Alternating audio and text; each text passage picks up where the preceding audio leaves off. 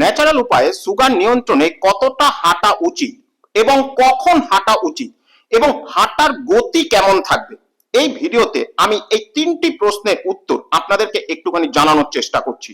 তাহলে প্রথমেই বলি যে কতটা হাঁটা উচিত। প্রতিদিন কমপক্ষে 30 মিনিট হাঁটা অত্যন্ত প্রয়োজন। সপ্তাহে কমপক্ষে 5 দিন এই পদ্ধতি অবলম্বন করতে হবে। এবার বলি কখন হাঁটা উচিত। এক্ষেত্রে আপনারা একদম খালি পেটে হাঁটবেন না, এতে সুগার নিচের দিকে নেমে যেতে পারে। সামান্য কিছু খেয়ে আপনারা সকালবেলায় হাঁটতে পারেন। বেস্ট রেজাল্ট পেতে সারাদিনে 2 বার, অর্থাৎ সকালবেলায় একবার এবং রাত্রিবেলায় খাওয়া দাওয়ার পরে 15 থেকে 20 মিনিট পরে আর একবার হাঁটতে পারেন। এখন বলি কত স্পিডে হাঁটা উচিত।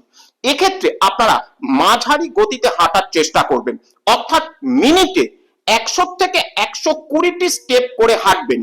ঠিক এইভাবে হাঁটলে ইনসুলিনের সংবেদনশীলতা বাড়ে, যা সুগারকে খুব সহজে নিয়ন্ত্রণ করতে পারে। কিন্তু এখানে একটি বিষয় বলে রাখা ভালো, হাঁটার সঙ্গে যদি আপনারা আরো 4টি ব্যায়াম করতে পারেন যাতে আপনাদের পেশিগুলো শক্তিশালী হয়, তাহলে সুগার আরো ভালো নিয়ন্ত্রণ হয়। এই চ্যানেলে আমি ওই 4টি ব্যায়াম আপনাদেরকে ভিডিও আকারে দেখিয়ে দিয়েছি, যদি প্রয়োজন হয় দেখে নিতে পারেন, অথবা যদি আপনাদের প্রয়োজন হয় তাহলে আমাদের এখানে অনলাইন ক্লাসেও কিন্তু আপনারা যোগ দিতে পারেন।